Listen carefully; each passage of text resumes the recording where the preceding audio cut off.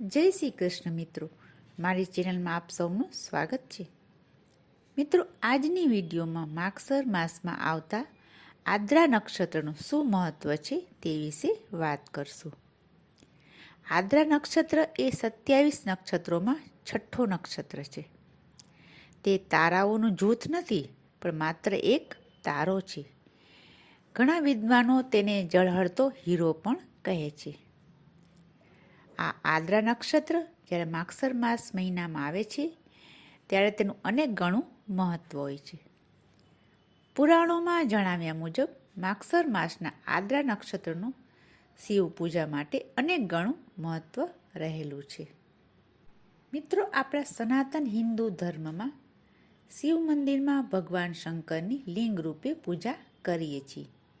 આપણે સૌ ભક્તો લિંગ સ્વરૂપની જે પૂજા કરીએ છીએ તેનો પ્રાગટ્ય ક્યારે થયો એ હજી ઘણા લોકોને ખબર હોતી નથી.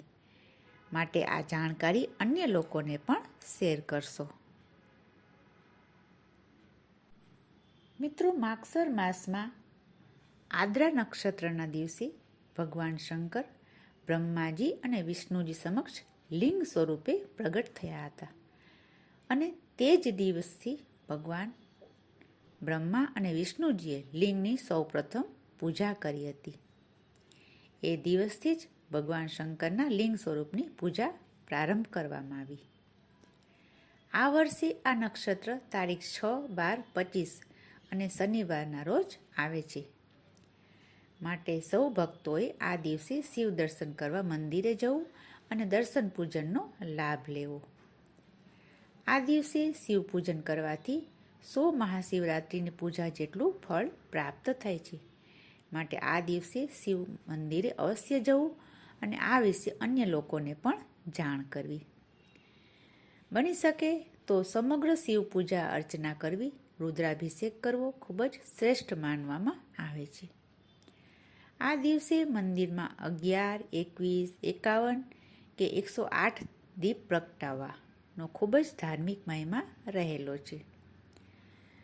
જો કોઈ કારણસર મંદિરે જઈ શકવાનું શક્ય ન હોય તો ઘરના શિવલિંગની પણ શ્રદ્ધા ભક્તિથી પૂજન કરવું. જો આપના ઘરમાં શિવલિંગ ન હોય તો માટીના શિવલિંગની પણ પૂજા કરવાથી અનેક ગણું પુણ્ય ફળ પ્રાપ્ત થાય છે. સૌ શિવ ભક્તોએ આ દિવસનો અચૂક પુણ્ય લાભ મેળવવો. મિત્રો, જો આ આદ્રા નક્ષત્રના દિવસે શિવ પૂજા કરવાથી 100 મહાશિવરાત્રિ જેટલું પુણ્ય લાભ મળે છે, તો ચાલો આજે શિવ મંદિરમાં જઈને પૂજા અર્ચના કરીએ અને મહાદેવના આશીર્વાદ મેળવીએ. હર હર મહાદેવ. મિત્રો, આપને જાણકારી સારી લાગી હોય તો ચેનલને સબસ્ક્રાઈબ કરશો અને વિડીયોને અન્ય લોકોને શેર કરશો, લાઈક કરશો. ફરી મળીશું બીજી વિડીયોમાં. ત્યાં સુધી જય શ્રી કૃષ્ણ.